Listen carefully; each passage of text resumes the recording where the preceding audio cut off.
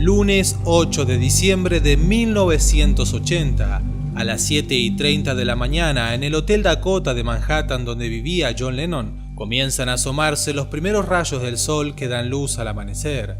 Una entrevista, una sesión fotográfica y el retorno a grabar nuevos sencillos junto a su esposa Yoko Ono son parte del plan del día.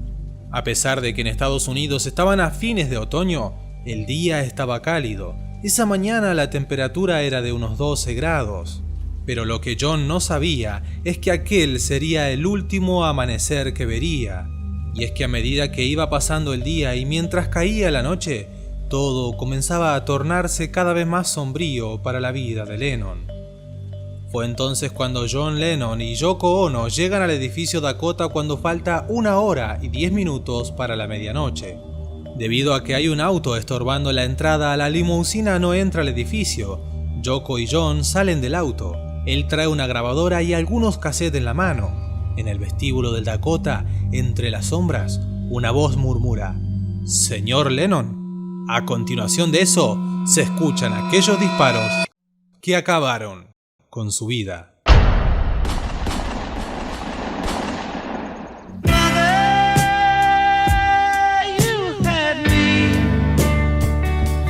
Never had you.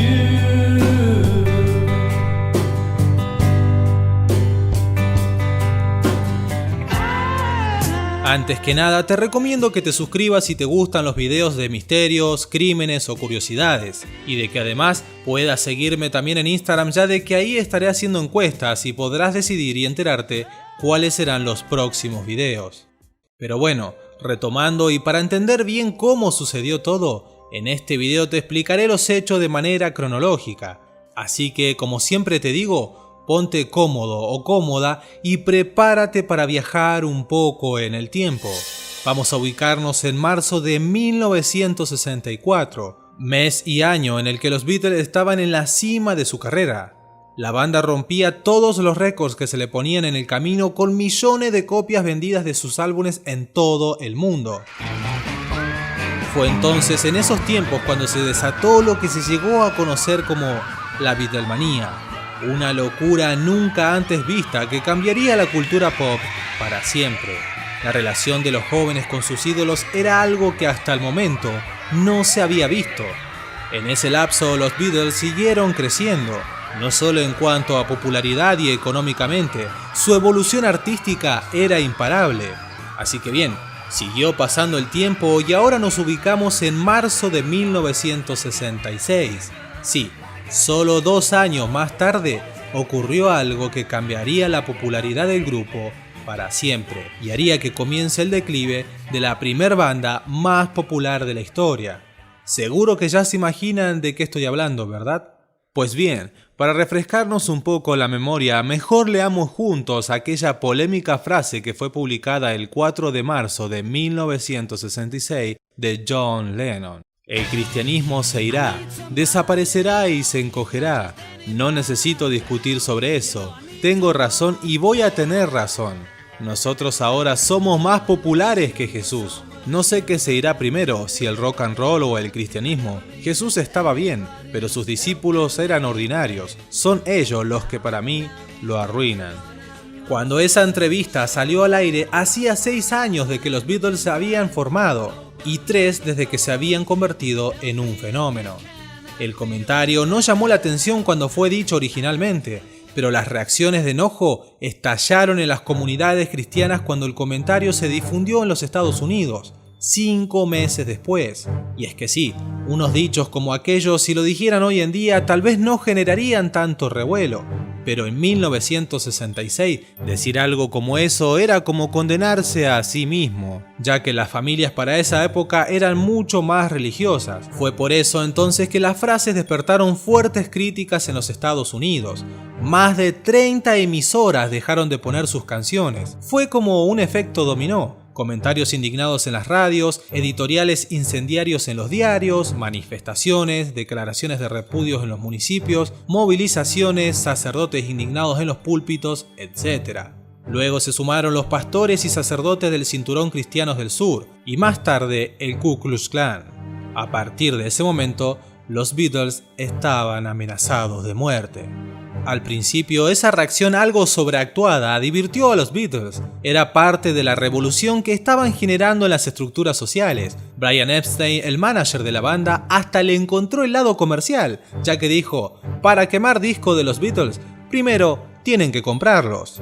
Pero cuando esta campaña escaló y se fue extendiendo de manera impensada, se empezaron a preocupar. La fecha donde la banda tenía que ir de gira a Estados Unidos estaba muy cercana y la hostilidad seguía creciendo. Ya eran varias las ciudades en las que los grupos de habitantes pedían que las autoridades prohibieran los shows. Los Beatles incluso consideraron la posibilidad de cancelar la gira. Los medios seguían alimentando el fuego. Los jóvenes eran convocados a parques y playas de estacionamiento para participar de hogueras gigantescas, en las que convertían en ceniza los discos, el merchandising y los pósters de los músicos.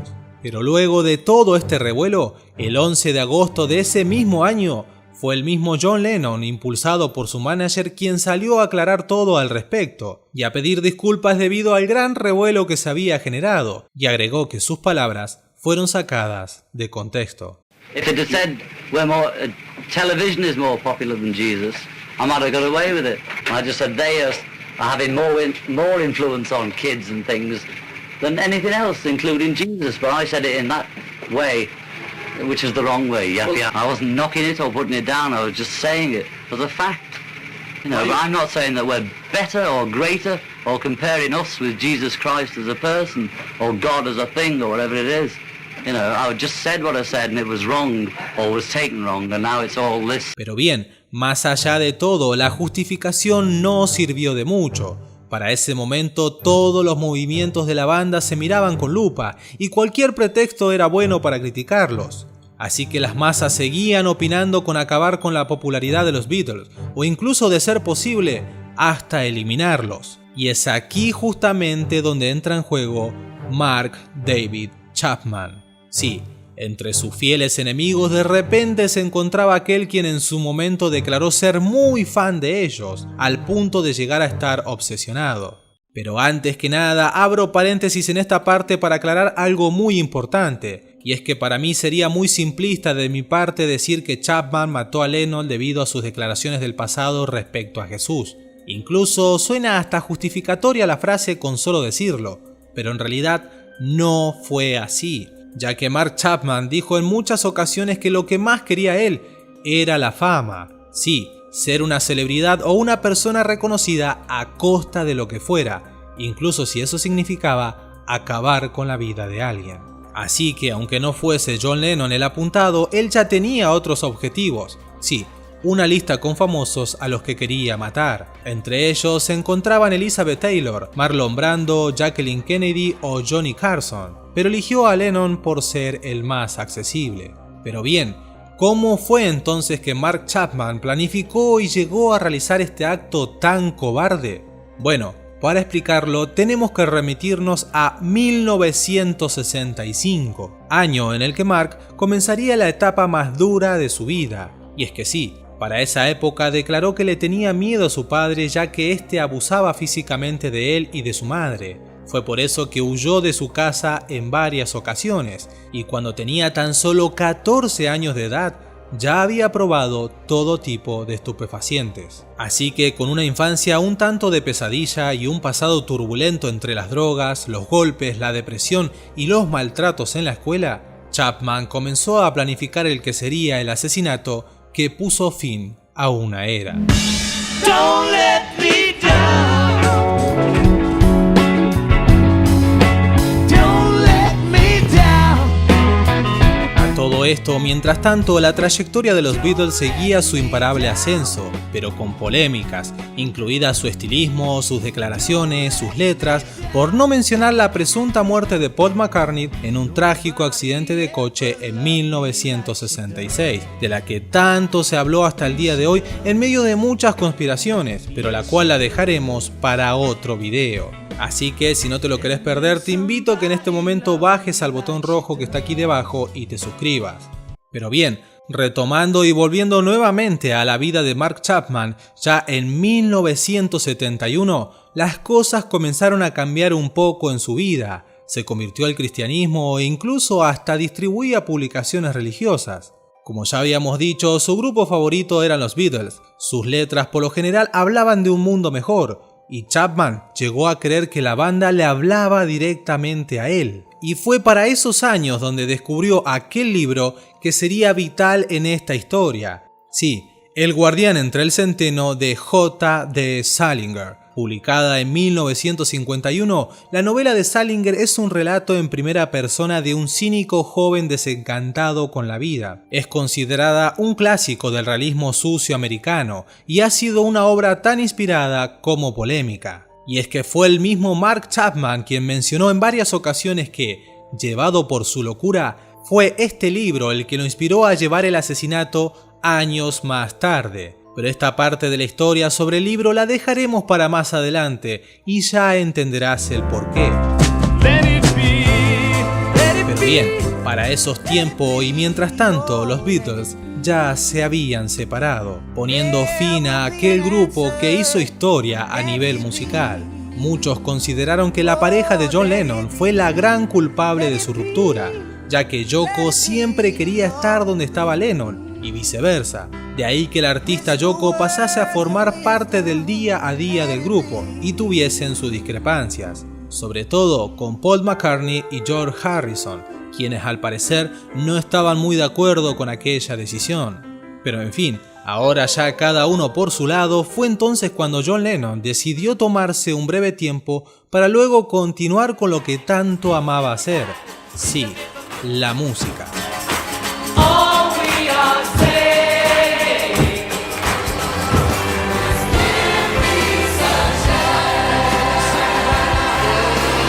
Desde 1968 hasta 1980, con 8 álbumes repartidos a lo largo de una década y un puñado de singles como escalas intermedias entre discográficos, la carrera en solitario de John Lennon se caracterizó por ofrecer una mirada a los pensamientos y miedos de su creador. En el estudio de grabación, el ex Beatle le cantó a la paz, lloró la muerte de su madre, reafirmó su relación con Yoko Ono como ancla contra todos los males y abrazó toda causa política que sintió necesario defender. Pero entre tantos éxitos con la canción que sin duda rompió con todos los récords y fue una revelación para su momento, fue con Imagine. Sí, con una sencilla, pegadiza y bella melodía, John Lennon proponía en la lírica imaginar un mundo sin fronteras ni religiones e invitaba a soñar una existencia regida por la paz y el entendimiento. Y es que sí, en un clima mundial dominado por el horror de guerras como la de Vietnam, la violencia racial y el crudo enfrentamiento entre grupos de protestas y fuerzas represoras, John Lennon se atrevió a lanzar esta preciosa pieza musical. Y digo se atrevió porque hasta el día de hoy se comenta cómo se puso a muchos políticos y gente de poder en contra debido al gran movimiento que generó en las personas esta canción.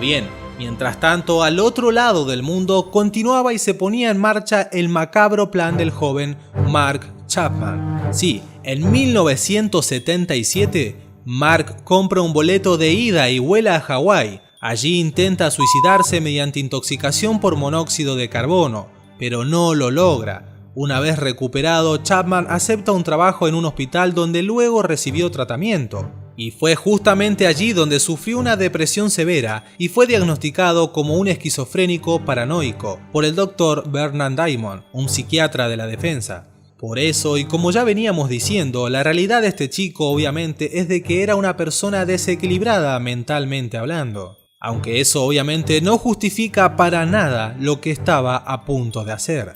En 1978, Mark se embarca en un viaje alrededor del mundo. Un año después se casa con Gloria Eyber, la agente de viajes que lo ayudó a planificar su viaje por el mundo. Chapman luego deja su trabajo en el hospital y toma otro trabajo, pero esta vez como guardia de seguridad. Y el 23 de octubre de 1980 también renuncia a ese trabajo, pero lo hace de una forma particular. Y es que al irse, en la carta de renuncia, en vez de poner su nombre, firma como John Lennon. Sí, ya claramente se podía observar su enferma obsesión. Pero bien, días más tarde, ya para el 27 de octubre, compró el arma con la que llevaría a cabo su plan, un revólver calibre 38. Y luego, el 30 de octubre de ese mismo año, voló a Nueva York. Pero allí no puede comprar las balas porque no se las venden, por lo que vuela a Atlanta para adquirirlas y luego nuevamente regresa a Nueva York. Pero fue en esos momentos que, debido a la insistencia de su esposa, ella lo convence para que abandonara aquel fatídico plan y hace de que regrese nuevamente a su hogar en Hawái. Así que se va hasta allí, y fue en esos momentos donde incluso se comenta que recapacitó por un momento y decidió quedarse tranquilo y no hacer más nada. Pero de repente hubo algo que le hizo un clic y cambió todo nuevamente en su vida. Y es que para esos tiempos volvió nuevamente a cruzarse con el libro, sí, adivinaste, El guardián entre el centeno de J.D. Salinger. Y la historia que parecía que ya había olvidado, de nuevo tuvo una gran importancia personal para él, hasta el extremo que declaró que deseaba moldear su vida a la imagen de la del protagonista. Así que ese breve arrepentimiento que tuvo de nada sirvió, ya que el 6 de diciembre de 1980 regresa otra vez a Nueva York para llevar a cabo su plan. Y ya ahora sí llegamos al 8 de diciembre de 1980, el último día en la vida de John Lennon.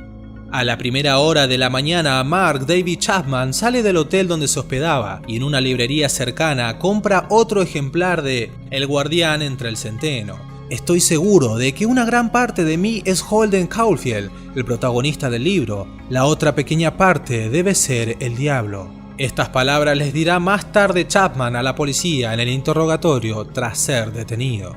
Con su nuevo ejemplar en mano de El guardián entre el centeno, Chapman se dirige al edificio Dakota donde vivían Lennon y su familia. Saluda al portero, charla con él y también a otros fans. ¿Pero sabes qué lleva en el bolsillo derecho de su chaqueta? Sí, su pistola cargada. Luego sale hacia afuera y allí pasa todo el día en los alrededores del edificio. Allí incluso hasta llega a conocer al hijo de 5 años de John Lennon, Cian. Sí, incluso el niño le da la mano a quien, sin saberlo, horas más tarde se convertiría en el asesino de su padre. A todo esto cabe mencionar algo importante, y es que mientras estuvo en esos días rondando por allí, Mark se estaba haciendo amigo de los guardias y del portero del hotel.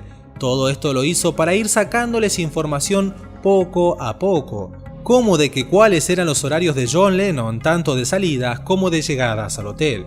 Y bueno, la realidad es que no sabemos en qué contexto fueron esas charlas, pero para muchos les sonó un tanto extraño de que el portero o los guardias revelaran dicha información. Así que bien, a las 9 de la mañana de ese mismo día, John y Yoko salen del Dakota para desayunar en el Café Fortuna. Luego de eso, John se corta el cabello para la sesión de fotos que tenía programada con la fotógrafa Annie Leibovitz para la revista Rolling Stone. A las 11 de la mañana, llega el momento de la sesión de fotos. John conversa con Leibovitz sobre sus ideas para la portada de la revista y le dice que quiere salir desnudo abrazando a Yoko. A pesar de que Yoko Ono no era muy popular y nadie la quería en la portada de la revista, la fotógrafa accede, y esta sería una de las últimas fotos en las que Lennon pudo posar, y la cual terminó convirtiéndose posteriormente en una de las portadas más históricas de esta revista. A la 1 de la tarde, David Shawlin, DJ y productor de radio, le hace una última entrevista a Lennon donde él, sin saberlo, hizo una declaración muy curiosa respecto a su muerte, ya que dijo: "Considero que mi trabajo no está terminado hasta que esté muerto y enterrado, y espero que eso sea en mucho tiempo". Y es exactamente a las 5 de la tarde cuando ocurre aquel primer encuentro que tuvo con Mark Chapman. Aquel que parecía ser un fan común y corriente como otros, estaba ubicado afuera del Dakota y le pide a Lennon que le firme un autógrafo en su vinil Double Fantasy. El músico le dice y le firma John Lennon 1980. Luego lo mira de frente y le pregunta: ¿eso es todo lo que quieres? Pero Chapman no contesta, ya que se siente asustado y comienza a sospechar de que John sabía algo del plan que llevaría a cabo 6 horas más tarde. Así que luego de eso, el sospechoso Fan y John son fotografiados en ese instante por Paul Gowresh, un fotógrafo aficionado al que Chapman descaradamente le dice: «Hazme una foto con él, será histórica». Y exactamente así lo fue, ya que al día de hoy esta es la última fotografía con vida que le tomaron a John Lennon. Así que de allí John se dirige al estudio de Record Factory para pulir los últimos detalles de la canción Walking on the Ice. Allí se encuentra con David Geffen, quien le dice que el Double Fantasy se ha convertido en disco de oro. Se quedan en el lugar hasta las primeras horas de la noche. Luego John deja el estudio con la promesa de regresar al día siguiente y sale de allí con una sonrisa en su rostro por todo lo que estaba logrando su disco y por los planes que tenía para el estreno del siguiente. Así que de esta forma llegamos a las 10:35 de la noche. John Lennon hace su último recorrido en la limusina regresando al Dakota. Y es exactamente a las 10:50 de la noche cuando se produce todo. John y Yoko regresan a casa luego de un día bastante atareado. Bajan de la limusina, Yoko va adelante. Pasa junto a Mark David Chapman, el cual horas más tarde, relataría lo que estaba a punto de suceder. Le dije hola a Yoko, a ella no quería hacerle daño. Entonces llegó John, se bajó de la limusina, pasó delante mío, me miró a la cara, así que rápidamente tomé el arma del bolsillo de mi abrigo y le disparé. De manera que sí, fueron 5 balas las que le disparó. 4 impactan directamente en la espalda de John, que se tambalea y cae mientras dice «¡Me dispararon!». El sonido es ensordecedor y el panorama se oscurece. Yoko Ono está en shock, grita desesperada y corre hacia él pidiendo a gritos ¡ayuda! El guardia de seguridad del hotel enciende la alarma y llama a la policía. Chapman está en silencio. El conserje patea rápidamente el arma lejos de él y le dice ¿te das cuenta de lo que has hecho? Chapman contesta sí, acabo de disparar a John Lennon. Acto seguido, el homicida cambia su pistola calibre 38 por un libro, se sienta en un banco cercano y comienza a leer. Sí, nuevamente ya adivinaste, el volumen que sujeta entre sus manos es nada más y nada menos que El guardián entre el centeno. Exactamente el mismo libro del que habíamos hablado anteriormente y del cual él estaba muy obsesionado con su personaje principal. Así que bien, enfocado en su lectura, no levanta sus ojos del mismo hasta que es detenido por la policía. Y es a las 10:52 de la noche cuando las sirenas se encienden y John es transportado al St. Luke Roosevelt Hospital Center en la parte trasera de una patrulla. Entre la agonía se lo escucha murmurar «¿Por qué justo ahora?». Y ya para las 11:15 de la noche, y después de 20 minutos de esfuerzo, 7 médicos intentaron reanimarlo de toda forma que fuera posible. Incluso hasta abrieron su pecho y le hicieron masaje cardíaco manual para tratar de restablecer su circulación. Exactamente, así como lo oyes, literalmente el doctor Stephen Lynn tenía el corazón de John Lennon en su mano. Pero todos los esfuerzos que hicieron lamentablemente fueron inútiles, ya que cada vez que el Dr. Stephen bombeaba para reanimar su corazón, salía sangre por todas partes. Así que ya sin esperanzas de nada, John Lennon es declarado muerto por haber perdido más del 80% de su sangre. El Dr. Stephen Lynn certifica su defunción y en su informe describe la causa de la muerte: heridas múltiples en el hombro izquierdo y pecho, pulmón izquierdo y arteria subclavia izquierda, hemorragia externa e interna, shock. En ese momento Yoko se encuentra perdida y desorientada, no entiende lo que acaba de pasar, estalla en locura y niega la muerte, pero al mismo tiempo pide por favor de que nadie se lo diga a la prensa hasta que ella se lo comunique a su hijo. Los restos de Lennon fueron cremados. Según Yoko Ono, John no quería un funeral, y en efecto, no lo hubo. Pero antes de todo eso, se dice que un fotógrafo de forma descarada y sin mostrar respeto alguno por la familia Lennon, logró infiltrarse de incógnito en la morgue para luego fotografiar el cuerpo inerte del músico.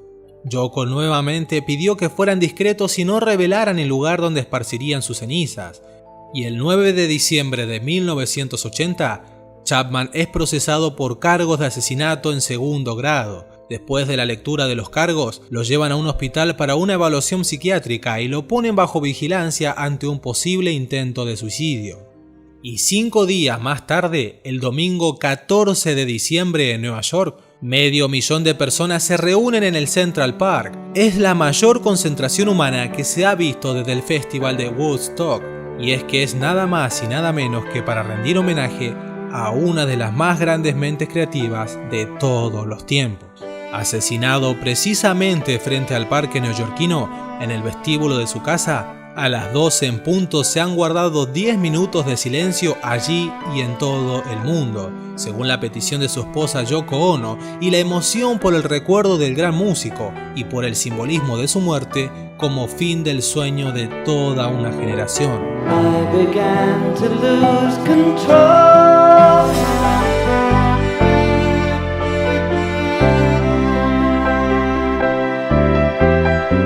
6 meses después, Yoko publica el álbum en el que habían estado trabajando juntos, Season of Glass, pero este provocó al principio un gran escándalo por parte de los medios e incluso se dice que Yoko recibió hasta amenazas antes de lanzarlo, ya que en su portada muestra una fotografía donde al fondo se observa el Central Park, pero en el centro se encuentra una mesa donde hay un vaso de cristal con agua y al lado los lentes ensangrentados de John. La misma Yoko dijo que esto era para recordar a la gente que John no solo había muerto, sino que fue asesinado.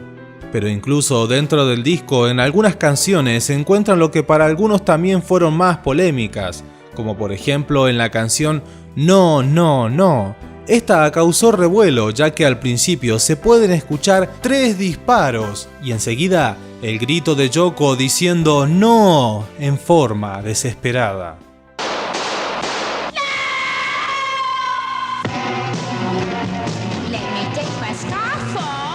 La defensa legal de Chapman se prepara para argumentar una defensa por demencia, pero Chapman mismo se declara culpable y llevado por su locura, afirma de que supuestamente recibió un mensaje de Dios que le dijo que lo hiciera. Y es el 24 de agosto de 1981 donde el juez Dennis Edward dicta su sentencia contra Chapman y recomienda que se someta a tratamiento psiquiátrico. Y justo antes de la sentencia, Mark nuevamente lee un pasaje de El guardián entre el centeno. Y luego de esto, y con tan solo 25 años de edad, Mark David Chapman fue condenado a cadena perpetua. Y desde el año 2000 hasta el 2020, el año pasado, que ha pedido por su libertad condicional, pero los jueces a cargo le rechazaron absolutamente todas sus peticiones. Pero bueno, la realidad es que mientras armaba el guión de este video no pude evitar pensar que John Lennon vivió y murió como una de las estrellas más grandes del siglo XX. El éxito le llegó en 1963 junto a los otros 4 componentes de la mítica banda de los Beatles. Juntos cosecharon éxitos incomparables, fulminaron todos los récords y escribieron un nuevo capítulo en la historia de la música, ya que no ha existido una banda que haya influido tanto en la cultura, en la sociedad y en la política como los Beatles. Los 4 de Liverpool supieron cómo llegar a la gente de su época, trascendiendo fronteras y creando nuevos estilos que siguen siendo escuchados hasta el día de hoy. Oh yeah, I'll tell you something. I think you understand when I say that something. I wanna hold your hand. Y bien, hasta acá el video de hoy. Pero antes de que te vayas te dejo estos 2 videos por acá donde también verás historias muy interesantes. Nuevamente te invito a que te suscribas y actives la campana de notificaciones para que seas la primera persona que se entere cuando esté subiendo un nuevo video. Y bien, mi nombre es Gabriel Navarrete, esto fue Grandes Misterios, nos vemos en el próximo video. Chao.